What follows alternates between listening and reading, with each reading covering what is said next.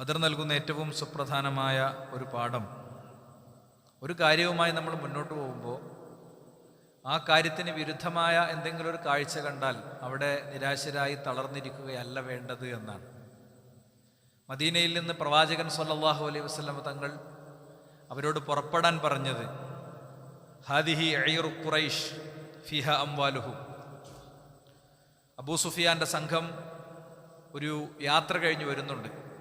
അവരുടെ ലക്ഷ്യം അതിലൂടെ ഉണ്ടായ മുഴുവൻ സമ്പത്തും മദീനയ്ക്കെതിരിൽ യുദ്ധം നടത്താൻ ലക്ഷ്യം വെക്കുക എന്നതാണ്. ഖുറൈശികൾ എല്ലാവരും ഇൻവെസ്റ്റ്മെൻറ്റ് നടത്തി, ഒരു കച്ചവട യാത്ര നടത്തി, ആ തുക കൊണ്ട് മദീനയെ തകർക്കാൻ തീരുമാനിച്ചിരിക്കുകയാണ്. അതുകൊണ്ട് യുദ്ധത്തെ പ്രതിരോധിക്കാനും യുദ്ധമില്ലാതാക്കാനും നമുക്ക് ആ സമ്പത്ത് ഇങ്ങോട്ട് പോയി പിടിച്ചെടുക്കാം. അപ്പോൾ അവർ നേരിടാൻ പോകുന്നതും അവരുദ്ദേശിക്കുന്നതും ആഗ്രഹിക്കുന്നതൊക്കെ അബൂ സുഫിയാന്റെ പ്രിപ്പയർഡ് അല്ലാത്ത ഒരു സംഘത്തെയാണ്. ആ പ്രിപ്പയർഡ് അല്ലാത്ത സംഘത്തെ പ്രതീക്ഷിച്ചവർ പോകുമ്പോൾ ഫഖ്റുജു ഇലൈഹ, നിങ്ങൾ അങ്ങോട്ട് പുറപ്പെടുക എന്ന് പറയുമ്പോൾ അവരെടുത്തുള്ള ആയുധങ്ങൾ പോലും അവരെടുത്തിട്ടില്ല, യുദ്ധമൊട്ടും പ്രതീക്ഷിച്ചിട്ടില്ല. മുന്നോട്ട് പോകുമ്പോൾ റസൂലുള്ളാഹി പറയുന്നുണ്ട്, ഒരുപക്ഷെ നമ്മൾ അവരുടെ സൈനിക സംഘങ്ങളെയും കണ്ടെത്തിയേക്കാം. അവരുടെ ആ മനോഗതത്തെ ഖുർആൻ അവതരിപ്പിക്കുന്നത് ഇങ്ങനെയാണ്: വഇദ് യഅദുകുമുല്ലാഹു ഇഹ്ദ ത്വായിഫതൈനി, രണ്ടാലൊരു സംഘത്തെ നിങ്ങൾക്ക് വാഗ്ദാനം ചെയ്ത് കിട്ടി, അന്നഹാലക്കും നിങ്ങൾക്കുണ്ടാകുമെന്നുള്ള പറഞ്ഞു, വതവദ്ദൂന അന്ന ഗൈറ ദാത്ത ശൗകത്തി തകൂനു ലക്കും, നിങ്ങളെ യുദ്ധം ലക്ഷ്യം വെച്ചുകൊണ്ടുള്ള ഒരു സംഘത്തെ കാണാൻ നിങ്ങൾ ആഗ്രഹിച്ചിട്ടില്ല. അപ്പോൾ മർമ്മം എന്താണ്? അവരൊരിക്കലും പ്രതീക്ഷിക്കാത്തതാണ് പിന്നെ സംഭവിക്കുന്നത്. അന്ന് നോമ്പ് നോറ്റ മനുഷ്യന്മാര് നോമ്പ് തുറക്കാൻ വീട്ടിലേക്ക് എത്തുന്നത് കാത്തിരിക്കുന്ന അവരുടെ കുടുംബിനികളും മദീനയൊക്കെ അറിയുന്നത് രാവിലെ ഒരു യുദ്ധം നടക്കാനിരിക്കുന്നു എന്നാണ്. അപ്പം അതിൻ്റെ അർത്ഥം എന്താ? ഒട്ടും പ്രതീക്ഷിക്കാത്ത ഒരു കാര്യം സംഭവിക്കുന്നു. അവരൊട്ടും നിരാശരായില്ല. വ്യത്യസ്തമായ മനോഗതങ്ങളിലൂടെ അവർ കടന്നുപോയിട്ടുണ്ട്. പക്ഷേ ഒരാൾ പോലും പിന്മാറിയില്ല. എല്ലാവരും പ്രവാചകൻ സ്വല്ലല്ലാഹു അലൈഹി വസല്ലം തങ്ങളുടെ കൂടെ നിന്നു. അതോടുകൂടെ എന്തായി? ഇസ്ലാമിക ചരിത്രത്തിൻ്റെ ഫുർഖാനായി ബദർ മാറി. ബദറിന് മുമ്പൊരു ചരിത്രമാണ്, ബദറിന് ശേഷം ഒരു ചരിത്രമാണ്. അവര് മക്കയിൽ നിന്ന് പലായനം ചെയ്തു. 13 വർഷത്തെ ഏറ്റവും വലിയ സ്വബറിന്റെ നിമിഷങ്ങൾ കടന്നുപോയി. യാസറിന്റെ മാതാപിതാക്കളുടെ കഴുത്ത് അറുക്കുന്നത് നോക്കി നിൽക്കേണ്ടി വന്ന യാസർ, ബിലാലിനെ ക്രൂരമായി പീഡിപ്പിക്കുന്ന രംഗങ്ങൾക്ക് സാക്ഷിയാകേണ്ടി വന്നൊരു ജനത, സ്വന്തം മോളെ മരുമകൻ ത്വലാഖ് ചൊല്ലി വീട്ടിലാക്കുന്ന അവസ്ഥക്ക് വരെ പ്രവാചകൻ പോലും സാക്ഷിയായി. പ്രവാചകന്റെ കഴുത്തിൽ കുടൽമാലകൾ അണിയിക്കപ്പെട്ടു. അതൊക്കെ സുബറാക്കി നിന്ന് അവസാനം അവിടെ നിന്ന് പ്രവാചകനും സംഘവും മദീനയിലേക്ക് പോയത് ഒരു സ്വസ്ഥമായ ജീവിതത്തിനാണ്. അവിടെയും ജീവിക്കാൻ സമ്മതിക്കില്ലെന്ന് തീരുമാനിച്ച ഒരു സമൂഹത്തെ യുദ്ധത്തിലൂടെ പ്രതിരോധിക്കാനല്ല, യുദ്ധമില്ലാതെ പ്രതിരോധിക്കാനാണ് യഥാർത്ഥത്തിൽ റസൂലുള്ളാഹി സ്വല്ലല്ലാഹു അലൈഹി വസല്ലം തങ്ങൾ ശ്രമിച്ചത്. പക്ഷേ അത് യുദ്ധത്തിലേക്ക് എത്തിപ്പെട്ടപ്പോൾ അള്ളാഹു കൊടുത്ത ആ ഒരു രംഗത്തെ അവർ ഏറ്റെടുക്കുകയാണ്. അപ്പം ഇതിന് വിശ്വാസിക്കുള്ള പാടെന്താണ്? ജീവിതമായിട്ട് പോകുമ്പോൾ പടച്ചോന്റെ ഖദർ എന്നുള്ള നിലക്ക് പലതും വരും. അതിനൊക്കെ സാവകാശം സന്തോഷപൂർവ്വം നേരിടണം. ഇപ്പോൾ എനിക്ക് വളരെ അടുത്ത ബന്ധമുള്ള പ്രസ്ഥാന പരിസരത്തുള്ള പ്രസ്ഥാനത്തിലെ ഒരു സജീവ പ്രവർത്തകന്റെ 2 കുട്ടികൾ ഈ ജുമാൻ്റെ ഒരു 2 മണിക്കൂർ മുമ്പായിരിക്കും അവർ ആക്സിഡന്റ് പെട്ട് ആ മോൻ്റെ കാല് നഷ്ടപ്പെട്ടു എന്നാണ് കിട്ടിയ വിവരം. എത്രത്തോളം ഷാർപ്പാണെന്ന് എനിക്കറിയില്ല. അവൻ്റെ വളരെ സീരിയസ് ആയ സർജറി ഇപ്പോൾ തൊട്ടടുത്ത ഹോസ്പിറ്റലിൽ നടന്നുകൊണ്ടിരിക്കുകയാണ്. അള്ളാഹു ആ കുട്ടിയെ പരിപൂർണതയിലേക്ക് എത്തിക്കും വിധമുള്ള സംവിധാനങ്ങൾ, സൗകര്യങ്ങൾ, അവസ്ഥകൾ അള്ളാഹു ആ കുട്ടിക്ക് പ്രദാനം ചെയ്യുമാറാകട്ടെ. അപ്പോൾ ഒരു ദിവസം സ്വന്തം മോന് ഒരു ഊന്നുവടിയിലേക്ക് ചുരുങ്ങുമ്പോൾ കൈയിൻ്റെ 2 കൈകൾക്കിടയിൽ ഇങ്ങനെ ഒരു ഊന്നുവടി ഇട്ട് ആ ഊന്നുവടി കൊണ്ട് അവനിങ്ങനെ നടക്കുമ്പോൾ ഒരു പിതാവിൻ്റെ, ഒരു മാതാവിൻ്റെ നെഞ്ചിൻ്റെ പിടച്ചിലിൻ്റെ എത്ര വലുതായിരിക്കും സഹോദരന്മാരെ? അതാണ് ഖദർ എന്ന് പറയുന്നത്. അപ്പം അത് കാണുമ്പോൾ നെഞ്ചുപൊട്ടി തളരുകയാണോ വേണ്ടത്? ഒരു കുഞ്ഞ് ജനിച്ചു, കാത്തിരുന്ന കുഞ്ഞ് വരുമ്പോൾ ആ കുഞ്ഞിൻ്റെ മുഖത്തിനും ചുണ്ടിനൊക്കെ എന്തോ കുഴപ്പമുണ്ട്. അതോടുകൂടെ തളരുകയാണോ നമ്മൾ വേണ്ടത്? അതോടുകൂടെ ഈ കുഞ്ഞിൻ്റെ ജന്മദോഷമാണ് പിന്നീട് എല്ലാം എന്ന് വിചാരിച്ച് ആ കുഞ്ഞിനെ വെള്ളത്തിൽ മുക്കി കൊല്ലാൻ ശ്രമിക്കുകയാണോ വേണ്ടത്? നിങ്ങൾ ആലോചിച്ച് നോക്ക്. ഒരിക്കലല്ല. അപ്പോൾ ഒരു വലിയ പാഠമാണ് ബദർ നൽകുന്നത്. കഥാപ്രസംഗത്തിൽ നിന്ന് ഈ പാഠം കിട്ടിയണോ എന്ന് നമുക്കറിയില്ല. ഇനി രണ്ടാമത്തെ ഏറ്റവും പ്രധാനപ്പെട്ട ഒരു പാഠം എന്താ അറിയോ? നിരാശപ്പെട്ടുകൂടാൻ തന്നെയാണ്. ഇത് ഒന്നുകൂടി ആവർത്തിച്ച് പറയണം. പ്രവാചകൻ ഈ ഘട്ടത്തിൽ മാത്രമൊന്നുമല്ല, ഒരു ഘട്ടത്തിലും നിരാശപ്പെട്ടിട്ടില്ല. ഖന്തക്ക് അല്ലേ, കിടങ്ങു കുഴിക്കാണ്. കിടങ്ങ് കുഴിക്കുമ്പോൾ അവർ തളർന്നിട്ടുണ്ട്, അവശരായിട്ടുണ്ട്. സൽമാൻ അൽ ഫാരിസ് ആണ് റളിയല്ലാഹു അൻഹു ഐഡിയ നിർദ്ദേശിക്കുന്നത്. അദ്ദേഹത്തിന്റെ നാട്ടിലെ യുദ്ധതന്ത്രമാണ് നിർദ്ദേശിക്കുന്നത്. ആ യുദ്ധതന്ത്രത്തിന്റെ അടിസ്ഥാനത്തിൽ അവിടുന്ന് ഇങ്ങോട്ട് വരുന്ന മദീനയിലെ മൊത്തം ജനസംഖ്യയെക്കാളും വലിയൊരു സംഘമാണ് അങ്ങ് വരുന്നത്, അവിടുന്ന് വരുന്നത്. അവരെ പ്രതിരോധിക്കാനാണ് എന്ത് ചെയ്യണത്, അവർ കിടങ്ങ് കുഴിക്കണത്. അപ്പോഴേക്ക് മദീനയിലെ ജൂതന്മാര് കൂറുമാറി അവരെന്ത് ചെയ്തിട്ടുണ്ട്, പ്രവാചകനെതിരായിട്ടുണ്ട്. അപ്പോഴേക്ക് ഈ കിടങ്ങിന്റെ പണി മുന്നോട്ട് പോകുമ്പോഴാണ് വലിയ പാറ കാണുന്നത്. നോക്കി നിങ്ങൾ, അവിടെ റസൂലുള്ള നിരാശനാകണില്ല. ജീവിതത്തിൽ പല പാറയും കാണും നമ്മൾ. രോഗമായി, സാമ്പത്തിക പ്രതിസന്ധിയായി, നൊമ്പരങ്ങളായി, വേദനകളായി, മരണങ്ങളായി, ജീവിത പ്രാരാബ്ധതകളായി, ഒരുപക്ഷെ അനുഗ്രഹങ്ങളായി ഒക്കെ നമുക്ക് വലിയ പാറകൾ കാണും. ആ പാറക്ക് മുമ്പിൽ എടുക്കേണ്ട സ്റ്റാൻഡ് കണ്ടോ നിങ്ങൾ? അള്ളാഹുവിന്റെ റസൂല് ബിസ്മില്ല ചൊല്ലിയിട്ട് ആദ്യത്തെ അടി അടിച്ചു. ഇപ്പൊ പാറയുടെ മൂന്നിലൊന്ന് പൊട്ടി. പാറയിൽ നിന്ന് അഗ്നിസ്ഫുലിംഗങ്ങൾ ഇങ്ങനെ, തീനാളങ്ങൾ ഇങ്ങനെ, ആ കല്ലിലുരസി വരുന്ന തീനാളങ്ങൾ ഇങ്ങനെ പൊങ്ങിയപ്പോ അതിലേക്ക് ഇങ്ങനെ നോക്കിയിട്ട് ആ കിടങ്ങിൽ വിയർത്തൊലിച്ച് വയറൊട്ടി നിൽക്കുന്ന പ്രവാചകൻ അവിടെ പറയുന്നൊരു വാചകമുണ്ട്. ആ വാചകം എന്താ? ഷാമിന്റെ മുഴുവൻ ഖജനാവുകളും എനിക്ക് നൽകപ്പെട്ടിരിക്കുന്നു. ഷാമിന്റെ ഖജനാവുകൾ നിങ്ങളുടെ അധീശാധികാരങ്ങളിൽ വരുന്ന ഒരു ദിവസം വരാനുണ്ടെന്ന് തളർന്നിരിക്കുന്ന ജനതയോട് പറഞ്ഞ് അവരെ ശക്തിപ്പെടുത്തണം. അവർ അല്ലാഹു അക്ബർ മുഴക്കി. പേർഷ്യയുടെ സിംഹാസനങ്ങളും അധികാരങ്ങളും മുഴുവൻ നമ്മളിലേക്ക് വരുന്നൊരു ദിവസം വരാനുണ്ട്. അദ്ദേഹം വീണ്ടും തുടർന്നു, വല്ലാഹി ഇന്നി, മൂന്നാമത്തെ അടിയടിച്ചിട്ട് പറഞ്ഞു, വല്ലാഹി ഇന്നി ലഅബ്സുറു അൽ മദായിൻ, മദായിനിന്റെ എല്ലാവിധ അധികാരങ്ങളും നമ്മളെടുത്തേക്ക് വരുന്ന, അവിടുത്തെ കൊട്ടാരങ്ങൾ നമ്മളെടുത്തേക്ക് വരുന്നതിനെ ഞാൻ കാണുന്നു. അല്ലേ? അപ്പൊ അവിടെയൊക്കെ പ്രവാചകൻ പ്രതീക്ഷയാണ് കൊടുക്കണേ. വിശ്വാസി ഒരിക്കലും നിരാശപ്പെടില്ല. നിരാശ എന്നുള്ളത് വിശ്വാസിയുടെ ഒന്നിലും പെട്ടതല്ല. അതാണ് നമ്മൾ ഏറ്റവും ഊന്നി പറയുന്ന ഒന്നാമത്തെ പാഠം. രണ്ടാമത്തെ കാര്യം എന്താ അറിയോ? മതം പാലിക്കലാണ്. നമ്മൾ വളരെ ഫ്രസ്ട്രേറ്റഡ് ആവുമ്പോൾ പ്രശ്നം അതൊക്കെ പിന്നെ അങ്ങനെ മതി എന്ന് തീരുമാനിക്കും. അങ്ങനെയല്ല.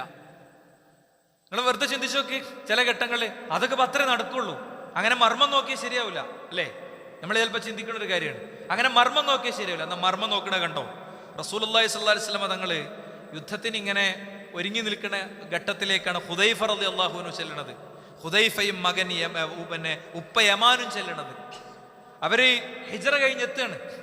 മക്കയിൽ നിന്ന് ഖുറൈശികളുടെ മുന്നിൽ നിന്ന് അവര് വരികയാണ്. അപ്പോൾ ഖുറൈശികളെ അവർ ഹിജ്റ പോകുമ്പോൾ വഴിയിൽ വെച്ച് തടഞ്ഞ ഖുറൈശികൾ ചോദിക്കുന്നുണ്ട്, ഇന്നക്കും തുരീദന മുഹമ്മദൻ, നിങ്ങൾ അങ്ങ് എസിരിബ് പട്ടണത്തിൽ മദീനത്തുർ റസൂലിൽ മുഹമ്മദ് റസൂലുള്ളാഹിനെ കാണാൻ പോവാണോ? അവരു മാനുരീദു ഇല്ലൽ മദീന, അവർ തന്ത്രപരമായൊരു മറുപടി പറഞ്ഞു, ഞങ്ങൾ മദീനയിൽ പോവാണ് എന്ന് പറഞ്ഞു. ശത്രുവിനെ കണ്ണുവെട്ടിച്ച് പറ്റിച്ചു പോകാൻ വേണ്ടി. അങ്ങനെ അവര് ആ വാചകം പറഞ്ഞപ്പോൾ ശത്രു ഒതുങ്ങി കൊടുത്തിട്ട് പറഞ്ഞു, ഫാഖദു മിൻഹ അഹദല്ലാഹി വമീസാഖഹു, എന്താ? അവര് ഒരു കരാറിൽ ഏർപ്പെട്ടു. എന്താ കരാറ്? കരാറ്, ഞങ്ങൾ അവിടെ ചെന്നാലും മുഹമ്മദിനെയും അദ്ദേഹത്തിന്റെ സംഘത്തെയും യുദ്ധത്തിൽ സപ്പോർട്ട് ചെയ്യൂല. അവരാണെങ്കിലോ ഇവിടെ എത്തുമ്പോൾ റസൂലുള്ളാഹി ഉഹദിലേക്ക് പുറപ്പെടാൻ നിൽക്കുകയാണ്. പ്രവാചകനോട് പോയിട്ട് അവർ പറഞ്ഞു, നബിയെ, ഞങ്ങൾ ഇങ്ങനെ ഒരു കരാറ് കൊടുത്തിട്ടുണ്ട്, എന്ത് ചെയ്യണം? അള്ളാഹുവിന്റെ റസൂൽ എന്താ പറയണ്ടേ? ഇങ്ങനെ മർമ്മൊന്നും നോക്കിയാൽ ശരിയാവില്ല. നമ്മളിടക്ക് പറയുന്ന വാക്കത്, മർമ്മൊന്നും നോക്കിയാൽ ശരിയാവില്ല. എന്താ? നിങ്ങളിന് നിന്നോ, അല്ലെങ്കിൽ നമുക്ക് ആള് അർത്ഥമല്ലാത്തതാ. ആ കള്ള കാഫിറിനോടുള്ള കരാറും പറഞ്ഞ് ഇരിക്കുക, ഞങ്ങള് എന്ത് വർത്താനത് എന്നൊന്നും ചോദിച്ചില്ല. അല്ലേ? അവിടെ മാനുഷിക മൂല്യങ്ങൾ എല്ലായിടത്തും പാലിക്കാനുള്ള അള്ളാഹുവിന്റെ റസൂൽ പറഞ്ഞു, ഇൻസരിഫ, പോയിക്കോളൂ, നിങ്ങൾ മടങ്ങിക്കോളൂ. എന്താ? നഫിലഹുമാ ബിഅഹ്ദിഹിം, നിങ്ങൾ അവരോട് നടത്തിയ കരാറ് പാലിക്കുക. വനസ്തഈനുല്ലാഹ അലൈഹിം, നമുക്കെല്ലാവർക്കും കൂടി അവർക്കെതിരെ അള്ളാഹുവോട് പ്രാർത്ഥിക്കാം, പഠിച്ചോ സഹായിച്ചോ, നിങ്ങൾ രണ്ടാളും വരണ്ട. ഹുദൈഫയെയും ഉപ്പ യമാനെയും അള്ളാഹുവിന്റെ റസൂൽ തിരിച്ചയക്കുകയാണ്. കഥാപ്രസംഗത്തിൽ നിന്ന് ഈ പാഠം കിട്ടിയണോ എന്ന് നമുക്കറിയില്ല. എന്താ?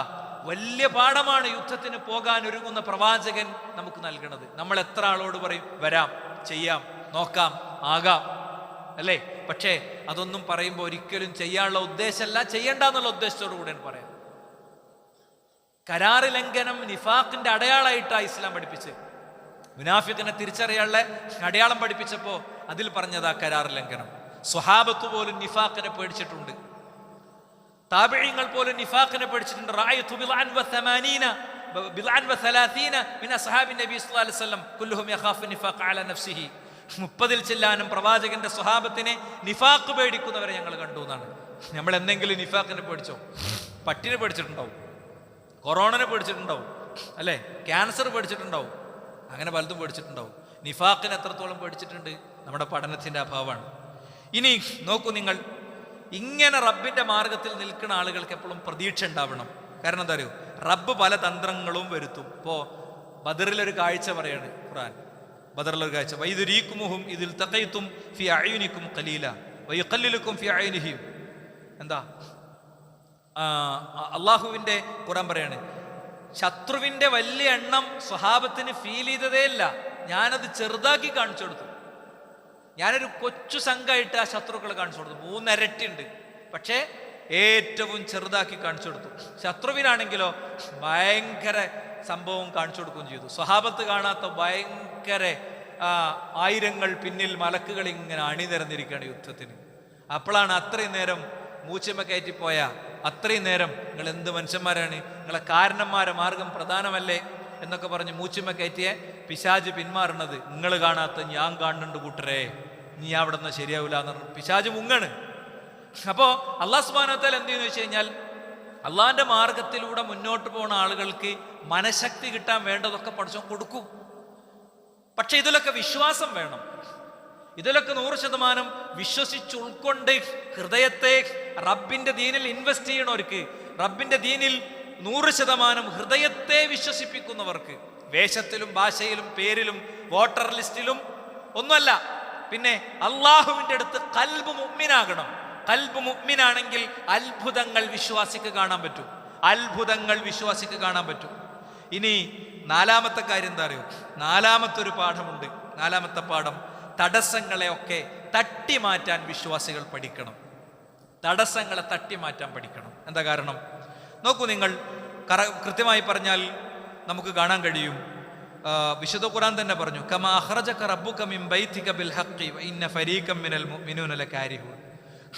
യുദ്ധത്തിന്റെ ഘട്ടെത്തിയപ്പോൾ വിശ്വാസികളിൽപ്പെട്ട ഒരു സംഘം ആളുകൾക്ക് തന്നെ അതിനോട് ഇഷ്ടക്കുറവുണ്ടായിരുന്നു. ഖുർആൻ തന്നെ പറഞ്ഞല്ലോ, അവരാഗ്രഹിച്ചത് ആയുധശേഷിയില്ലാത്ത കച്ചവട സംഘത്തെയാണെന്ന്. പക്ഷേ ഈ വാർത്ത പുറത്തുപോയി. തന്ത്രജ്ഞനായ അബൂ സുഫിയാൻ വഴിമാറി യാത്ര ചെയ്ത് സമ്പത്തൊക്കെ അവിടെ സേഫാക്കിന്റെ ശേഷം ആയുധം എടുത്തുകൊണ്ട് വന്നു. അസംഘടിതരായ പ്രവാചകന്റെ സ്വഹാബത്തിന് അവിടെ വെച്ച് കഥ കഴിക്കാന്നുള്ള പ്രതീക്ഷയിൽ അഹങ്കാരിയായി സജ്ജ സംഘവുമായി അയാൾ പ്രവാചകൻ സല്ലല്ലാഹു അലൈഹി വസല്ലം തങ്ങളെ ബദറിൽ വെച്ച് കാണാൻ തീരുമാനിക്കുകയാണ്. അപ്പൊ അവർക്ക് ഇഷ്ടക്കുറവുണ്ടായിരുന്നു, അവർക്ക് താല്പര്യക്കുറവുണ്ടായിരുന്നു.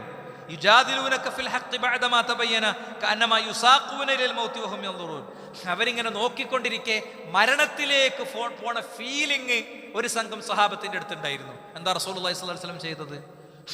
ഇവിടെ ഒരുപാട് പാഠങ്ങളുണ്ട്. നമ്മളൊരു സംവിധാനമായിട്ട് മുന്നോട്ട് പോകുമ്പോൾ ആ സംവിധാനത്തിൽ വ്യത്യസ്താഭിപ്രായങ്ങളുള്ളവരുണ്ടാവും. ആ വ്യത്യസ്താഭിപ്രായങ്ങളുള്ളവരെ വെട്ടി നിലത്തിടലല്ല ചെയ്യേണ്ടത്. പിന്നെയോ പ്രവാചകൻ എന്താ ചെയ്തത്? ഖൂമു ഇലൽ ജന്ന, നിങ്ങൾ സ്വർഗത്തിലേക്ക് എണീക്കൂ എന്നവരോട് പറഞ്ഞു. പ്രവാചകൻ പറയുന്നുണ്ട്, ഒരു സ്വഹാബി വെച്ച്, നബിയെ ഞാൻ രക്തസാക്ഷിയായാൽ എനിക്ക് സ്വർഗമുണ്ടോ? അയാളിങ്ങനെ കാരക്ക കടിക്കണം. ഉണങ്ങിയ കാരക്ക കടിക്കുമ്പോ അതേന്ന് പറഞ്ഞപ്പോ കാരക്ക വലിച്ചെറിഞ്ഞിട്ട് കാരക്ക തിന്നുന്ന സമയം പോലും രക്തസാക്ഷിത്വത്തിന്റെ ലോകത്തുനിന്ന് മാറിക്കാൻ എനിക്ക് സമയമല്ല എന്ന് പറഞ്ഞു. ആരാത്? ഓഹും കാരിഹൂൻ. അവർക്ക് താല്പര്യം ഉണ്ടായിരുന്നില്ല. യുദ്ധം അവിടെ തുടങ്ങിയപ്പോഴും അപ്പുറത്ത് കാരക്യം തിന്ന് നിൽക്കണേ സ്വഹാബിനെ പ്രവാചകൻ സന്നദ്ധനാക്കണം, സജ്ജാക്കണം. നമ്മളൊരു ഓഫീസിൽ വർക്ക് ചെയ്യാണ്, നമ്മളവിടുത്തെ ഹെഡാണ്, നമ്മളൊരു വീട്ടിന്റെ കുടുംബനാഥനാണ്, നമ്മളൊരു കൂട്ടുകുടുംബത്തിന്റെ ആളാണ്. അവിടെയൊക്കെ പാടുണ്ട്. എന്താ? നമ്മളെ അഭിപ്രായത്തിലേക്ക് എത്താത്തവരെ അടിച്ചമർത്തി താഴെയിടലല്ല ഒരാൾ ചെയ്യേണ്ടത്. പിന്നെ കൂടെ നിർത്തി, ചേർത്ത് നിർത്തി, ബോധ്യപ്പെടുത്തി മുന്നോട്ട് പോകുക വേണ്ട. ഏത് ഘട്ടത്തിലും റസൂലുള്ളാഹി സ്വല്ലല്ലാഹു അലൈഹി വസല്ലം അങ്ങനെ തന്നെ ചെയ്തത്. ബദറിൽ തന്നെ അല്ലേ? ഞാനിപ്പം എന്താ ചർച്ച ചെയ്യാൻ നമ്മൾ ആലോചിക്കുക. പ്രവാചകൻ ബദറിൽ ചർച്ച ചെയ്തു, ശൂറ ചെയ്തു. മാത്രല്ല പ്രവാചകനെ കുറിച്ചുള്ള ഒരു പ്രയോഗം എന്താ അറിയോ? ജനങ്ങളിൽ ഏറ്റവും ശൂറുണ്ടായിരുന്ന വ്യക്തി പ്രവാചകനായിരുന്നു. ചർച്ച ഉണ്ടായിരുന്നു. ആരത്? വഹിയുള്ള റസൂലുള്ളാഹി. അത് വഹിയുള്ള റസൂലുള്ളാഹി മാത്രമല്ല, ഖുർആനിലൊരു അധ്യായം തന്നെ ശൂറ എന്നാണ്, മീറ്റിംഗ് എന്നാണ്, കൂടിയാലോചന എന്നാണ്. അപ്പോ എന്നാ പലപ്പോഴും ഇന്ന് പല രംഗത്തും ഷൂറല്ല. സാംസ്കാരിക നേതൃത്വങ്ങൾ, പൊളിറ്റിക്കൽ ലീഡർഷിപ്പുകൾ, മതസംഘടനകൾ, വീട്ടിലെ ആളുകൾ, ഒരു ഓഫീസിലെ ആളുകൾ, ഹെഡ് മാസ്റ്റർ, അല്ലെ, അങ്ങനെ തുടങ്ങി ആരും മൂപ്പരാണ് പറഞ്ഞ് നമുക്ക് മുന്നോട്ട് പോയതിന് ശേഷം എല്ലാവരും അറിയും. വ്യത്യസ്ത അഭിപ്രായമുള്ളവരൊക്കെ എന്ത് ചെയ്യും? മൂപ്പര മുന്നിൽ ആയിക്കോട്ടെ സാർ, ആയിക്കോട്ടെ ആയിക്കോട്ടെ, എന്നിട്ട് അങ്ങോട്ടും ഇങ്ങോട്ടും തിരിഞ്ഞിട്ട് കുസു പറയും. ഒരു വീട്ടിലൊരു കാര്യം നടപ്പിലാക്കുകയാണ്. മോൻ്റെ റൂമിൽ വെക്കാനുള്ള ഫാനാണ്. എന്താ കുഞ്ഞോ, ഞാനൊരു ഫാന് വാങ്ങിത്തരണമെന്ന് വിചാരിക്കുന്നുണ്ട്, എന്താ അപ്പാൻ്റെ വീട്ടിൻ്റെ അഭിപ്രായം? ഒരു സ്നേഹത്തിൻ്റെ ഭാഷ അല്ലേ? അവിടെ പ്രവാചകൻ ചോദിക്കുന്നുണ്ട്, ആരാ? സർവ്വസൈന്യാധിപനാണ്. സർവ്വസൈന്യാധിപനായ പ്രവാചകൻ സൈന്യാധിപന്റെ ഭാഷയല്ല. എല്ലാവരും അരികത്തിരുത്തി കൂട്ടിയിരുത്തി പ്രവാചകൻ സ്വല്ലല്ലാഹു അലൈഹി വസല്ലം തങ്ങൾ അഭിപ്രായങ്ങൾ ചോദിക്കുന്നുണ്ട്. അഭിപ്രായം ചോദിക്കുന്ന പ്രവാചക തിരുമേനിൻ്റെ അടുത്ത് ഒരു സ്വഹാബി അഭിപ്രായം പറയുന്നുണ്ട്. നബി, ടെന്റ് കെട്ടാൻ തീരുമാനിച്ച ഭാഗത്തുനിന്നുണ്ട്, നബി ഇവിടെ വെള്ളം കുറവാണ് റസൂലേ. മാത്രല്ല സൂര്യ വെളിച്ചം നമ്മുടെ കണ്ണിലാണ് പറ്റുക. നമ്മളിങ്ങനെ അമ്പ ചെയ്യുമ്പോൾ സൂര്യന്റെ ലൈറ്റ് നമ്മുടെ കണ്ണിലാണ് വീഴുക. നമുക്ക് അപ്പുറത്തേക്ക് നിൽക്കാം, അല്ലേ? നമുക്ക് അപ്പുറത്തേക്ക് നിൽക്കാം. പ്രവാചകൻ ആ സ്വഹാബിന്റെ അഭിപ്രായത്തെ എടുത്ത് മാറണത് നമുക്ക് കാണാൻ പറ്റും. മാത്രല്ല നമ്മൾക്കിതിലുള്ള പാടെന്താ?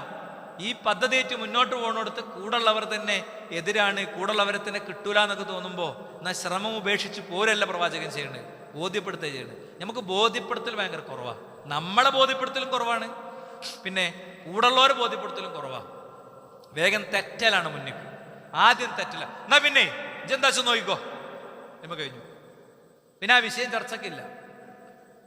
ശാന്തമായ സംഭാഷണത്തിന്റെ ടേബിൾ വേണം. ശാന്തമായ സംഭാഷണത്തിന്റെ ടേബിൾ. പ്രവാചകൻ സ്വല്ലല്ലാഹു അലൈഹി വസല്ലം തങ്ങൾ ഒരാളെയും തല്ലണത് ഞാൻ കണ്ടിട്ടില്ല എന്ന് ആയിഷ ബീവി പറഞ്ഞു. ഒരാളെയും തല്ലണത് ഞാൻ കണ്ടിട്ടില്ല. ഞാൻ ഈ മിമ്പറിന് ഏറ്റവും കൂടുതൽ ഉദ്ധരിച്ച ഹദീസ്, ഞാൻ ഇങ്ങനെ ഒരു ഒരു ഒരു കാഴ്ചയിലെന്ന പോലെ കാണുന്ന ഹദീസ്, എൻ്റെ ഹൃദയത്തെ ആഴത്തിൽ സ്വാധീനിച്ച ഹദീസ്, അനസ് ബിൻ മാലിക് റളിയല്ലാഹു അൻഹുവിന്റെ അടുത്ത് പ്രവാചകൻ നടത്തുന്ന ഇടപെടലാണ്.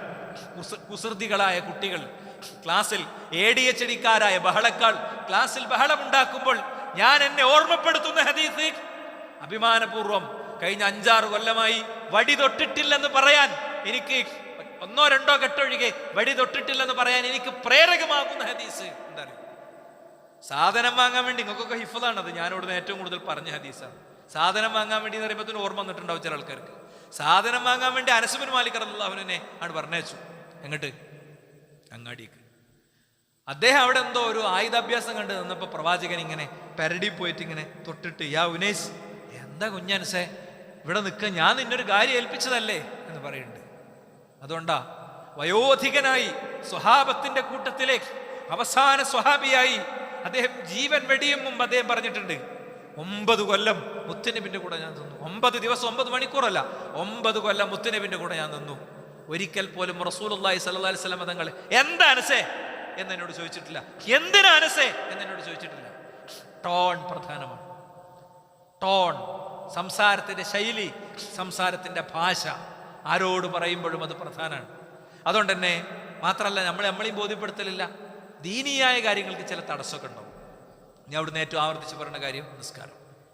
ഈ മിമ്പറിന്ന് ഏറ്റവും ആവർത്തിച്ച് പറഞ്ഞ 5-6 കാര്യങ്ങളിലൊന്ന് നിസ്കാരം അല്ലേ? ആ നിസ്കാരം ശരിയായി നിർവഹിക്കുന്നിടത്തും സമയത്തിന് നിർവഹിക്കുന്നിടത്തും നമുക്ക് തടസ്സം ഉണ്ടാവും. ആ തടസ്സത്തെ നുള്ളിയെടുത്തെറിയണം. അപ്പൊ അറിയാം 2 റക്അത്ത് നിസ്കാരത്തിന്റെ ശക്തി എന്താ.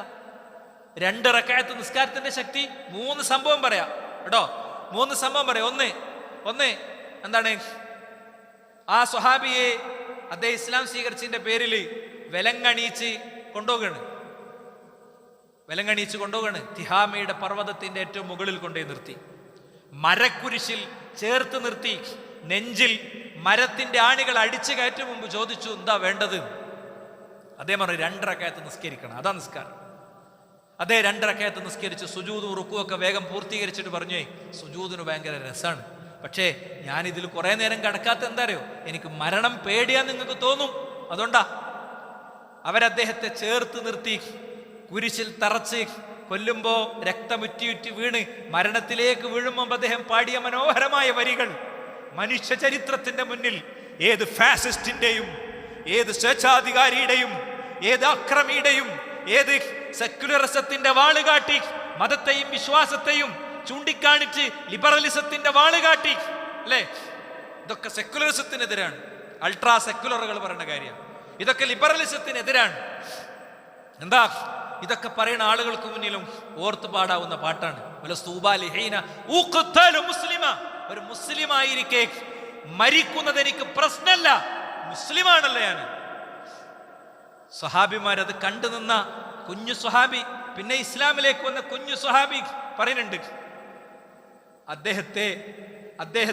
അദ്ദേഹം ഇങ്ങനെ തിരിച്ചു പോകുമ്പോൾ പറയാ, ലാത്തെ ഉസ്സേ നീയൊക്കെ എവിടെ? ഒരു മനുഷ്യനെ പച്ചക്ക് കൊന്നിട്ട് നീയൊക്കെ എവിടെ പോയി? നിന്റെ പേരിലാ കൊന്നത്, ഇനി നിന്റെ അടുത്തേക്ക് ഞാൻ വരൂല എന്ന് ആ കുഞ്ഞു സ്വഹാബി പറയുന്നുണ്ട്. അദ്ദേഹം കണ്ട കാഴ്ച അദ്ദേഹം റിപ്പോർട്ട് ചെയ്യുന്നുണ്ട്. ഞാൻ നോക്കുമ്പോ ആ സ്വഹാബിന്റെ കയ്യിൽ കാരക്ക കണ്ടു. മക്കത്ത് ജസീറത്തുൽ അറബില് ആ കാലത്ത് ആ തരം കാരക്ക കായ്ക്കാറില്ല. കറാമത്താണ്, അല്ലാഹു സുബ്ഹാനഹു വ തആല കൊടുത്ത കറാമത്താണ്. 2 റക്അത്ത് നിസ്കാരത്തിന്റെ മഹത്വമാണത്. ഇനി 3 പണ്ഡിതന്മാര് ഒരു പൂവാണ് ഇൽമ തേടി പോവുക, പട്ടിണിയായി തളർന്ന് വീഴുന്നുറപ്പായി. ആ സന്ദർഭത്തിൽ അവര് ആരോടെങ്കിലൊക്കെ ചോദിക്കാന്ന് പറഞ്ഞു. ആദ്യം നമുക്ക് പടച്ചോനോട് ചോദിക്കാം. അവർ 2 റക്അത്ത് നിസ്കരിച്ചു, പടച്ചോനോട് ചോദിച്ചു. ആ നാട്ടിലെ രാജാവ് സ്വപ്നം കണ്ടു, അവർക്ക് ഉള്ള ഭക്ഷണം അവിടെ എത്തിച്ചു കൊടുത്തു.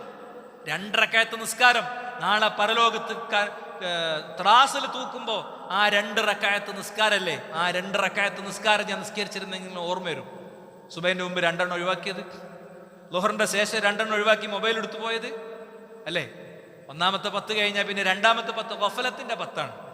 പിന്നെ സൊഫിന്റെ എണ്ണമൊക്കെ കുറയും, നിസ്കാരത്തിന്റെ കൃത്യത ഒക്കെ കുറയും, അല്ലേ? 3-3.5 സൊഫുള്ളത് കഴിഞ്ഞ ദിവസം കുറച്ച് കുറഞ്ഞതായിട്ട് ശ്രദ്ധയിൽപ്പെട്ടു. ഓരോരുത്തരും സൊഫൊക്കെ തിരിച്ചു കയറുക സഹോദരന്മാരെ. അടുത്ത റമളാനിൽ ഉണ്ടാവുന്ന ഒരു ഉറപ്പില്ല. അപ്പൊ അതുകൊണ്ട് നമ്മളെ ബോധ്യപ്പെടുത്തുന്നിടത്ത് തന്നെ നമുക്ക് പ്രശ്നമുണ്ട് ഞാൻ പറയുന്നത്, അല്ലേ? സ്വഹാബത്ത് അവരെ സ്വയം ബോധ്യപ്പെടുത്തി തിരുത്തി. ബദർ യുദ്ധത്തിന് തയ്യാറായി. ജമാഅത്തിന് പങ്കെടുക്കാൻ പറ്റാത്തവര്, സ്വതക്കന്റെ കാര്യത്തിൽ ശീലമില്ലാത്തവര് ഒക്കെ തിരുത്തണമെന്ന പാഠം യഥാർത്ഥത്തിൽ ബദർ നമുക്ക് നൽകുന്നുണ്ട്. മറ്റൊരു കാര്യം എന്താ അറിയോ? അനുസരണമാണ് റസൂലുള്ളാഹി സ്വല്ലല്ലാഹു അലൈഹി വസല്ലം തങ്ങൾക്കുള്ളത്. പ്രവാചകൻ സ്വല്ലല്ലാഹു അലൈഹി വസല്ലം തങ്ങളെ എത്രത്തോളം അനുസരിച്ചു. യുദ്ധം പെട്ടെന്ന് ഇങ്ങനെ രൂപപ്പെട്ടപ്പോ അള്ളാഹുവിന്റെ റസൂൽ സ്വല്ലല്ലാഹു അലൈഹി വസല്ലം തങ്ങളോട് മുഹാജിറുകൾ പറഞ്ഞ എന്താ അറിയോ? നബിയെ, ഒരിക്കലും മൂസാ നബിന്റെ ജനത പറഞ്ഞ മാതിരി നമ്മൾ പറയില്ല. അവരെന്താ പറഞ്ഞത്? അവര് പറഞ്ഞത് ഫദ്ഹബ് അൻത വറബ്ബുക ഫഖാതില, നിങ്ങൾ പോയിട്ട് യുദ്ധം ചെയ്യും മൂസ, ഞങ്ങൾ യുദ്ധത്തിന് വരുന്നില്ല എന്ന് പറഞ്ഞ് മൂസയെയും കൊച്ചു സംഘത്തെയും പറഞ്ഞേച്ച പോലെ ഞങ്ങൾ വരൂല. നബിയെ, നിങ്ങൾ യുദ്ധത്തിന് വിളിച്ചോളി, ഞങ്ങൾ വരാം എന്നവർ പറഞ്ഞു. അപ്പോ മുഹാജിറുകൾ ഇത് പറഞ്ഞു. പക്ഷേ അൻസാറുകൾ എന്തു പറയുന്ന റസൂലുള്ളാഹിക്ക് സംശയം ഉണ്ടായിരുന്നു. കാരണം അൻസാറുകളായിട്ടുള്ള കരാർ എന്താ? മദീനക്കുള്ളിൽ സഹായിക്കാന്ന്. ബദറാണെങ്കിൽ മദീന്റെ പുറത്താ. അള്ളാഹുവിന്റെ റസൂൽ സംശയിക്കുന്നു എന്ന് തോന്നിയപ്പോ സഅദ് ഇബ്നു ഉബാദ് കൊടുത്ത മറുപടി ഉണ്ട്. ഇയാനാ തുരീദി യാ റസൂലല്ലാഹ്, ഞങ്ങൾ സഹായിക്കൂല, ഞങ്ങളുടെ ഉള്ളിലൊരു വിചാരമുണ്ടോ നബിയേ? അപ്പോ പ്രവാചകൻ മൗനം പാലിച്ചപ്പോ, ഉണ്ടെന്ന് തോന്നിയപ്പോ വൈകാരികമായി അദ്ദേഹം കൊടുത്ത മറുപടി ഉണ്ട്. വല്ലദീ നഫ്സി ബിയദി, എന്റെ ആത്മാവ് ആരുടെ കയ്യിലാണോ ആ റബ്ബിനെ സാക്ഷിയാക്കി അങ്ങയെ മദീനയിൽ സപ്പോർട്ട് ചെയ്ത അൻസ്വാറുകൾക്ക് വേണ്ടി ഞാൻ പറയുന്നു, ആട്ടിയോടിക്കപ്പെട്ട ഒരു വ്യക്തിയായ അങ്ങേ നാടണഞ്ഞപ്പോ അങ്ങയെ നെഞ്ചോട് ചേർത്ത ഒരു ജനത എന്തിനും റെഡിയാണ്. അങ്ങ് പറയാണ്, അങ്ങ് ബർഖുൽ ഗിമാദിൽ കിലോമീറ്ററുകൾ അപ്പുറം ദീർഘനാളുകൾ യാത്ര ചെയ്ത് എത്തേണ്ട ബർഖുൽ ഗിമാദിൽ പോയി യുദ്ധം ചെയ്യാൻ പറഞ്ഞ പോകും ഞങ്ങള്. കൊടും തണുപ്പ് പെയ്തിറങ്ങുന്ന ബർഖുൽ ഗിമാദിൽ പോയി യുദ്ധം ചെയ്യാൻ പറഞ്ഞ ചെയ്യും. അങ്ങ് പറയാണ്, സമുദ്രം കാണിച്ചിട്ട് ആ സമുദ്രത്തിലേക്ക് ഇറങ്ങണം എന്ന് പറഞ്ഞാൽ ഞങ്ങൾ ഇറങ്ങും നബിയെ. അള്ളാഹുവിന്റെ റസൂലിന്റെ കൽപ്പനകൾക്ക് മുന്നിൽ ഒരു ബുദ്ധിക്കും പ്രസക്തിയില്ല, ഒരു യുക്തിക്കും പ്രസക്തിയില്ല. ഇസ്ലാം ബുദ്ധിയെയും യുക്തിയെയും ശക്തമായി പ്രോത്സാഹിപ്പിച്ചു. ബുദ്ധിക്കും യുക്തിക്കും എതിരായതൊന്നും ഇസ്ലാം പറഞ്ഞിട്ടില്ല. പ്രത്യക്ഷത്തിൽ നമുക്ക് തോന്നും നമ്മളെ ബുദ്ധി SSLCക്ക് 210 പാസ്സാകാത്ത ബുദ്ധി, PDC പൊട്ടിയ ബുദ്ധി, +2 D ഗ്രേഡ് കിട്ടിയ ബുദ്ധി, ആ ബുദ്ധിയും കൊണ്ട് അള്ളാഹുവിന്റെ കിതാബും ഖുർആനും അള്ളാഹുവിന്റെ ഇൽമും അള്ളാഹുവിന്റെ ഗൈബും വിലയിരുത്താൻ പോകരുത്. മനസ്സിലായില്ലേ? അത് വിലയിരുത്തിയൊരു 43-44 ദിവസം കഴിയുമ്പോൾ പെണ്ണിന്റെ ഗർഭപാത്രത്തിൽ ചെന്നിട്ട് പിന്നെ ഒരു മലക്ക് അള്ളാഹിനോട് ചോദിക്കും, ഈ പെണ്ണിന്റെ ഗർഭപാത്രത്തിലുള്ള കുഞ്ഞിനെ എന്താക്കണം, ആണാക്കണോ പെണ്ണാക്കണോ? അപ്പൊ അള്ളാഹ് പറയും ആണാക്കിക്കോ അല്ലെങ്കിൽ പെണ്ണാക്കിക്കോ. അപ്പൊ ആണും പെണ്ണും ആക്കും. XS ക്രോമസോമും XY ക്രോമസോമും ചേർന്ന് ആണും പിന്നെ പെണ്ണുമാകുന്നുവെന്ന ടെക്സ്റ്റ് ബുക്കിലെ, സയൻസ് ടെക്സ്റ്റ് ബുക്കിലെ, ബയോളജി പാഠപുസ്തകത്തിലെ ടെക്സ്റ്റ് കണ്ട കാലത്ത് ഇത് സ്വീകരിക്കാൻ ബുദ്ധിമുട്ടിയവരുണ്ട്. 2010 സയൻസ് കോൺഫറൻസുകൾ ഖുർആൻ പറഞ്ഞ ഈ റസൂലുള്ളാഹി പറഞ്ഞ ഈ തത്വം അംഗീകരിച്ചു. ബീജവും അണ്ടവും ചേരുന്നിടത്ത് കുഞ്ഞ് ആണാണോ പെണ്ണാണോ ഒന്നും തീരുമാനാകുന്നില്ല, പിന്നെയും ദിവസങ്ങൾ കഴിഞ്ഞിട്ടാണ്. പ്രവാചകൻ പറഞ്ഞ ഈ ഡ്യൂറേഷനിലാണ്. മലക്കിനെ കണ്ടില്ല ശാസ്ത്രം മലക്കിനെ കാണൂല. അങ്ങനെ സ്റ്റെതസ്കോപ്പ് കൊണ്ട് തൊട്ടെടുക്കാവുന്നതും അല്ലെങ്കിൽ ബൈനോക്കുലർ കൊണ്ട് നോക്കിക്കാണാവുന്നതും അതല്ലെങ്കിൽ ഏതെങ്കിലും അർത്ഥത്തിലുള്ള എന്തെങ്കിലും ഡിവൈസുകൾ കൊണ്ട് പരിശോധിച്ചെടുക്കാവുന്നതും ഒന്നും അല്ല യഥാർത്ഥത്തിൽ മലക്കുകൾ എന്ന് പറയുന്നത്. അത് വിശ്വാസത്തിന്റെ കണ്ണുകൊണ്ട് കാണേണ്ടതാണ്. അതുകൊണ്ട് അനുസരണത്തിന്റെ വലിയ പാടാണ്. മറ്റൊന്ന് സന്നദ്ധതയുടെ പാടാണ്. സ്വഹാബി പറയാ ബദറിന്റെ സൊഫിൽ ഇങ്ങനെ നിൽക്കുക ഞാൻ. അപ്പൊ 2 കുട്ടികൾ, 2 ചെറിയ കുഞ്ഞുങ്ങൾ, അവരിങ്ങനെ വർത്താനം പറയാ. എവിടെ അബൂജഹൽ? ആരോ തെറി പറഞ്ഞല്ലോ. പിന്നെ അതാരാ അബൂജഹൽ? എവിടെ അവന്? അപ്പോ എന്നെ ഇങ്ങനെ തോണ്ടി വിളിച്ചു. ഞാനിങ്ങനെ കുനിഞ്ഞു നോക്കുമ്പോ 2 ചെറിയ പയ്യന്മാര്. അവര് അബൂജഹൽ എവിടെയെന്ന് വെച്ചപ്പോ ഞാൻ കൗതുകത്തോടെ ചോദിച്ചു എന്തേ? അവര് വൈകാരികമായി പറഞ്ഞു, സബ്ബ റസൂലല്ലാഹ്, അല്ലാഹുവിന്റെ റസൂലിനെ അവൻ ചീത്ത വിളിച്ചിരിക്കുന്നു. അപ്പൊ ഞാൻ ചിരിച്ചു. അപ്പൊ മറ്റേവനും ചോദിച്ചു എവിടെ അബൂജഹല്? അപ്പൊ ഞാനിങ്ങനെ നോക്കുമ്പോ ദൂരണ്ട്. അപ്പൊ അദ്ദേഹം പറയാ, ഫദാലിക സ്വാഹിബുമുല്ലദീ ഫത്തസ്തും, നിങ്ങൾ അന്വേഷിച്ച നിങ്ങളെ ആളാണത്. ഒക്കെ കഴിഞ്ഞപ്പോ ഈ 2 ചെറിയ പയ്യന്മാർ പോയിട്ട് അബൂജഹലിനെ നിരത്തിയിട്ട് വന്നു. വാള് കാണിച്ചെടുത്തു. ഞാനാണ് നബി, ഞാനാണെന്ന് പറഞ്ഞു. റസൂലുള്ളാഹി 2 ആളി വാള് നോക്കിയിട്ട് പറഞ്ഞു, നിങ്ങൾ 2 ആളുമാണ്. 2 ചെറിയ കുട്ടികൾ. സന്നദ്ധതയാണ് അവിടെ, അല്ലേ? ഇതെന്തിനുള്ള തെളിവാ? നമ്മൾ ജീവിക്കുന്ന നാട്ടിൽ RSSകാരന്റെ വയറ്റത്ത് കത്തി കയറ്റാനുള്ള തെളിവല്ല. വളരെ ഓപ്പണായി പറയാം, അബദ്ധം പറ്റരുത് വിശ്വാസികളെ, അബദ്ധം പറ്റരുത്. ഇസ്ലാമിൽ ജിഹാദിന് ചില ഷർത്തുകളുണ്ട്. നിസ്കാരത്തിന് ഷർത്തുണ്ട്, നമുക്ക് പറ്റും. സക്കാത്തിന് ഷർത്തുണ്ട്, അത് നമുക്ക് പറ്റും. ഹജ്ജിന് ഷർത്തുണ്ട്, അത് പറ്റും. എങ്കിൽ ഇസ്ലാമിൽ ജിഹാദിനും ഷർത്തുണ്ട്. സായുധമായി കൈകാര്യം ചെയ്യുന്നതിന് ഷർത്തുണ്ട്. എന്തേ അള്ളാഹുവിന്റെ റസൂൽ 13 വർഷം മക്കത്ത് തൊടാതിരുന്നത്, സ്വബറാക്കിയത്? അതിന് കാരണമുണ്ട്, അല്ലേ? അതിന് കാരണമുണ്ട്. കൊടുത്തതിലേറെ വലിയത് കിട്ടണോടത്ത് പറ്റൂല. അത് ലോകത്തെവിടെയാണെങ്കിലും പറ്റൂല. കൊടുത്തതിലേറെ വലുത് കിട്ടണോടത്ത് പറ്റൂല. അത് ഇസ്ലാം വളരെ കണിശമായി കൈകാര്യം ചെയ്തതാണ്. കൊടുത്തതിലേറെ കിട്ടണോടത്ത് ഒരിടത്തും പ്രവാചകൻ യുദ്ധം ചെയ്തിട്ടില്ല. എടുത്തു പരിശോധിച്ചോളൂ. ഇല്ല, ഒരിടത്തും പ്രവാചകൻ യുദ്ധം ചെയ്തിട്ടില്ല. എത്രത്തോളം ശത്രുവിനെ പ്രകോപിപ്പിക്കല്ല വേണ്ടേ? ശത്രുവിനെ പ്രകോപിപ്പിക്കണ വാക്കുകൾ പറഞ്ഞപ്പോ പ്രവാചകൻ പറഞ്ഞു, മാറിക്ക്, അടങ്ങി നിർത്തി. ശത്രുവിന്റെ മണ്ണിലേക്ക് അധികാരം ഉറപ്പിച്ച് കയറാണ് റസൂലുള്ളാഹി. അപ്പൊ സഅദ് ഇബ്നു ഉബാദ പറഞ്ഞു, അലിയൗമ യൗമുൽ മൽഹമ, അബൂ സുഫിയാന്റെ മുഖത്ത് ചൂണ്ടിയിട്ട് പറഞ്ഞു, എടാ ഇന്ന് അറച്ചുകൊണ്ട് ഞങ്ങൾ കളിക്കുന്നു. അള്ളാഹുവിന്റെ റസൂല് തക്ബീർ ധ്വനികൾ മുഴങ്ങുന്ന ആൾക്കൂട്ടത്തിൽ നിന്ന് ഉറക്കെ പറയുന്നുണ്ട് വിവേകത്തിന്റെ വാക്ക്, കദബ സഅദ് പറഞ്ഞത് കള്ളാണ്, അങ്ങനെ സംഭവിക്കൂല. ഇന്ന് യൗമുൽ മർഹമയാണ്. അതുകൊണ്ട് മുദ്രാവാക്യം ചിട്ടപ്പെടുത്തുന്നിടത്തും ഡയലോഗുകൾ സെറ്റ് ചെയ്യുന്നിടത്തും ഒക്കെ നമുക്ക് സൂക്ഷ്മത വേണം, ശരിയായ സൂക്ഷ്മത വേണം. അത് കീഴടങ്ങി കൊടുക്കലല്ല, അത് പഞ്ചപുച്ഛമടക്കലല്ല, അത് കുനിഞ്ഞു കൊടുക്കലല്ല. അത് വിവേകത്തിന്റെ ബുദ്ധിയുടെ വഴിയാണ്, ബുദ്ധിയുടെ കാഴ്ചപ്പാടാണ്, റസൂലുള്ളാഹി പഠിപ്പിച്ച വഴിയാണ്. വിശദാംശങ്ങൾ നമുക്ക് പിന്നെ പറയാം. 7ാമത്തെ പാഠം പ്രാർത്ഥനയാണ്.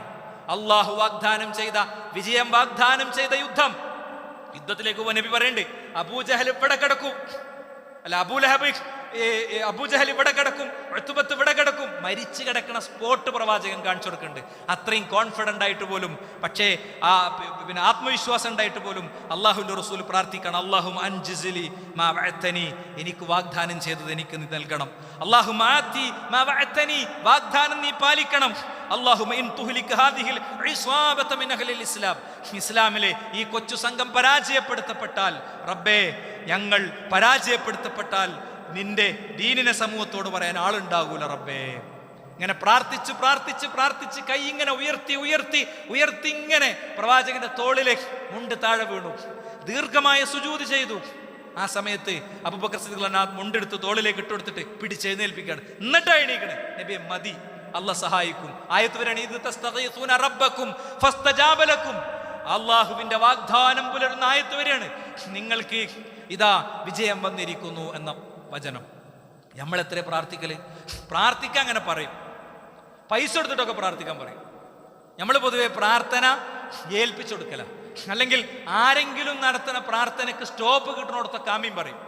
മനസ്സിലാക്കാൻ പറഞ്ഞത് ഞാൻ എന്താണ് ആ പ്രാർത്ഥിച്ചതെന്ന് പോലും അറിയില്ല. എന്നിട്ട് പഠിച്ചോ അങ്ങനെ കൊണ്ടെടുക്കണില്ലേ? ഒരു റെഡിമെയ്ഡ് പ്രാർത്ഥനയാണ് കാലങ്ങളായി നമ്മൾ കേൾക്കണേ അല്ലേ? ഇന്നിപ്പോൾ എൻ്റെ ഒരു സുഹൃത്ത് എന്നോട് ചാറ്റ് ചെയ്തു. എന്താ ഇൻസെസ്റ്റ് പറഞ്ഞൊരു പരിപാടിയുണ്ട്, ലിബറലുകളുടെ ആശയ, ഉമ്മനെയും പെങ്ങളി അടക്കം ശാരീരിക ബന്ധത്തിൽ ഏർപ്പെടാം. അപ്പം എന്താ മലയാളത്തിലൊരു ഫിലിം വന്നിട്ടുണ്ട് ഇൻസെസ്റ്റിനെ പ്രൊമോട്ട് ചെയ്യണം.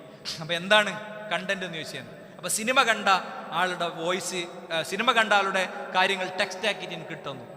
പെങ്ങന്മാരുമായി ശാരീരിക ബന്ധത്തിൽ ഏർപ്പെടുന്ന ഇത് പ്രൊമോട്ട് ചെയ്യുന്ന ഫിലിം വന്നിരിക്കുന്നു. നമ്മളെ പ്രാർത്ഥനയിലെ പടച്ചോനെ മക്കളെ കാക്കണേ അല്ലാ എന്ന് പറയുമ്പോൾ ഇത് റബ്ബിനോട് പറയണ്ടേ?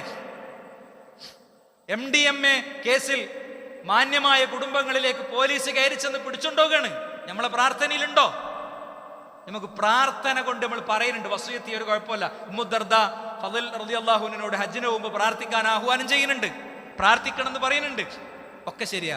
പക്ഷേ നമുക്ക് പ്രാർത്ഥന വളരെ കുറവാണ്.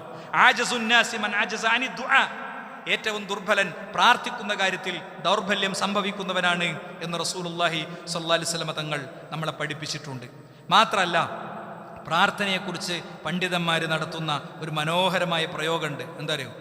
ആരാണ് പ്രാർത്ഥിക്കുന്ന വ്യക്തി? കുൻ മിസ്ല സുബി, ഒരു കുട്ടിയെ പോലെ നീയാകണം. ഇദസ്തഹ അലാ അബവൈഹി ശഹ്വതൻ, വാപ്പാൻ്റെ അടുത്ത് എന്തെങ്കിലും കിട്ടാൻ ആഗ്രഹിച്ചു, മാതാപിതാക്കൾ അത് വാങ്ങിക്കൊടുത്തില്ലെങ്കിൽ അവൻ കരഞ്ഞുകൊണ്ടേയിരിക്കും. ഇതുപോലെ നിനക്ക് കിട്ടുന്നത് വരെ നിന്റെ റബ്ബിന്റെ മുന്നിൽ നീ കരഞ്ഞു പ്രാർത്ഥിച്ചു കൊണ്ടേയിരിക്കുക എന്നാണ്. അതുകൊണ്ട് സഹോദരന്മാരെ, ഗൗരവപൂർവ്വം കാര്യങ്ങളെ കാണണം. അള്ളാഹുവോട് പ്രാർത്ഥിക്കണമെന്ന വലിയ പാഠം യഥാർത്ഥത്തിൽ ബദർ നൽകുന്നു. വഹിയുള്ള പ്രവാചകനായിട്ടും നബിയായിട്ടും വാഗ്ദാനം ഉണ്ടായിട്ടൊക്കെ പ്രാർത്ഥിച്ചെങ്കിൽ നിരന്തരം എല്ലാ കാര്യത്തിലും റബ്ബിനോട് ചോദിച്ചുകൊണ്ടേയിരിക്കുക. അള്ളാഹു അനുഗ്രഹിക്കുമാറാകട്ടെ.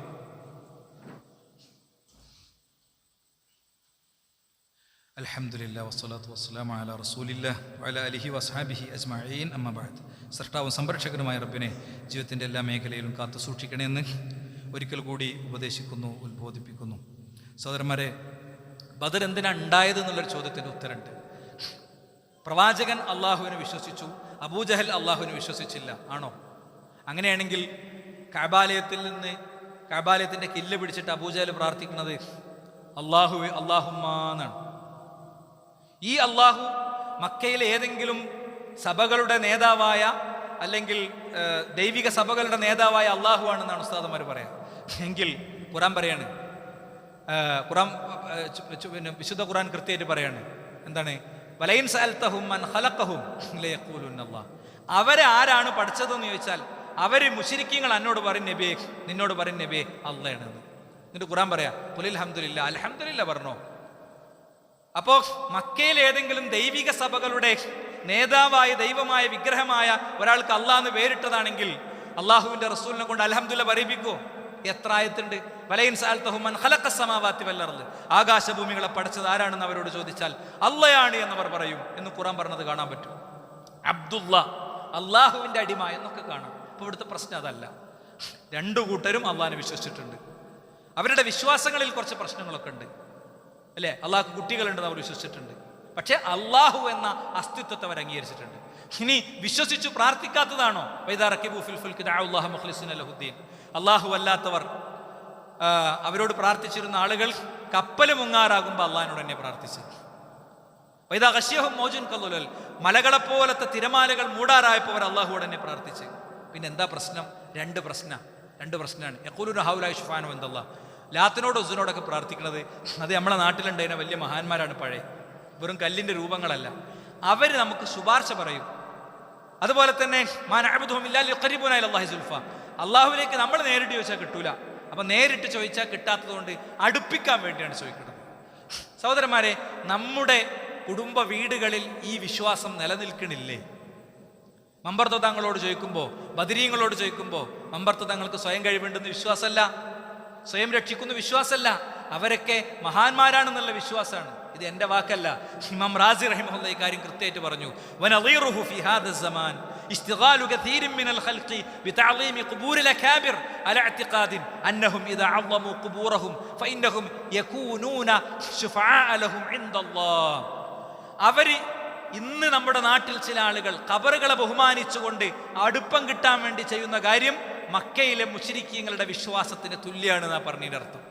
അതുകൊണ്ട് നമ്മൾ ഗൗരവപൂർവ്വം ചിന്തിക്കണം. അതിനെയാണ് ഖുർആൻ ശിർക്ക് എന്ന് വിളിച്ചത്. അതാണ് പൊറുക്കൂല എന്ന് പറഞ്ഞത്. അത് ചെയ്തവരാണ് നരകത്തിൽ പ്രവേശിക്കുമെന്ന് പറഞ്ഞത്. ഇവിടുത്തെ മക്കയിലെ മുശ്രിക്കിന്റെ, ബദറിൽ പങ്കെടുത്ത മുശ്രിക്കിന്റെ ടെന്റും പ്രവാചകന്റെ ടെന്റും തമ്മിലുള്ള വിശ്വാസം, ഒന്ന് ദൈവവിശ്വാസമുള്ളത് ദൈവവിശ്വാസമില്ലാത്തത് എന്നതല്ല. ഒന്ന് പ്രാർത്ഥിക്കുന്നത്, രണ്ട് പ്രാർത്ഥിക്കാത്തത് എന്നല്ല. രണ്ടു കൂട്ടരും അള്ളാഹുവോടെ പ്രാർത്ഥിക്കുന്നത്. വിശ്വാസത്തിൽ പാകപ്പിഴവുകളൊക്കെ ഉണ്ടെങ്കിലും. അതുകൊണ്ട് നമ്മൾ വളരെ ശക്തമായി ആലോചിക്കണം. റമളാൻ 17 വൈകുന്നേരത്തെ മദീനയിലെ സ്ഥിതി എന്താ, അല്ലെങ്കിൽ ബദറിലെ സ്ഥിതി എന്താ? രക്തസാക്ഷികളായ 14 ആളുകൾക്ക് ഖബറെടുക്കുകയാണ് അവര്.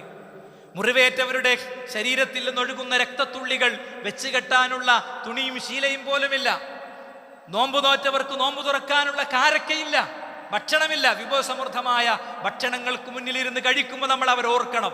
എന്നാലേ നമ്മളെ നാട്ടിലോ റമളാൻ 17 വൈകുന്നേരം വരുമ്പോൾ ചൂട് ബിരിയാണി വിളമ്പാണ് സമുദായം, അല്ലേ? ചൂട് ബിരിയാണി വിളമ്പാണ്. അള്ളാഹുവിന്റെ റസൂൽ അങ്ങനത്തെ ഒരു ഏർപ്പാട് പഠിപ്പിച്ചോ? എന്നിട്ട് ബദരീങ്ങളോട് തേടുകയാണ്, ബദരീങ്ങളെ വിളിക്കുകയാണ്. എന്തിനാ ബദരീങ്ങളെ വിളിക്കുന്നത്? ബദരീങ്ങളെ വിളിക്കുന്നത് വളരെ കൃത്യമായി പറഞ്ഞാൽ നമുക്ക് കാണാൻ കഴിയും, പ്ലേഗ് ഉണ്ടാകാതിരിക്കാൻ. ബദർമാലെടുത്ത് ഇതിൻ്റെ ഒന്ന് അർത്ഥം അറിഞ്ഞ ഒരു വട്ടം ഓതൂല, ഒരു ഉസ്താദിനെ ഇരുത്ത് അർത്ഥം ചെല്ലിപ്പിക്കുക, അപ്പൊ തീരുമാനവും. പ്ലാഗ് ഉണ്ടാകാതിരിക്കാൻ നോക്കൂ നിങ്ങൾ. അംവാസിൽ പ്ലാഗ് ഉണ്ടായ കാലത്ത് അബൂബൈദത്തുൽ ജറാഹും മുആദ് ബിൻ ജബലൊക്കെ മരണപ്പെട്ടു. എന്താ കാര്യം? അവരൊക്കെ പ്ലാഗ് ബാധിച്ചാൽ മരിച്ചത് ഒരു ബദരീങ്ങളായിരുന്നു. അവർക്ക് അവരെ തന്നെ കാക്കാൻ പറ്റിയിട്ടില്ല. ദീർഘമായ ചരിത്രമാണ്. പട്ടിണി ഇല്ലാതാകാൻ വേണ്ടിയാണ്. പ്രവാചകന്റെ വീട്ടിലെ പട്ടിണി എന്ന് പറഞ്ഞിട്ട് ഒരു 20 പോയിന്റ് ഞാനിവിടെ ക്രോഡീകരിച്ചിട്ടുണ്ട്. പിന്നെ പറയാം, പ്രവാചകൻ സല്ലല്ലാഹു അലൈഹി വസല്ലം തങ്ങളുടെ വീട്ടിൽ ഏറ്റവും നിലവാരം കുറഞ്ഞ കാരക്ക പോലും ഇല്ലാതെ കഷ്ടപ്പെട്ട ദിവസങ്ങളുണ്ട്. 3 മാസം തുടർച്ചയായി ഫുഡില്ലാത്ത വീടാ പ്രവാചകന്റെ വീട്.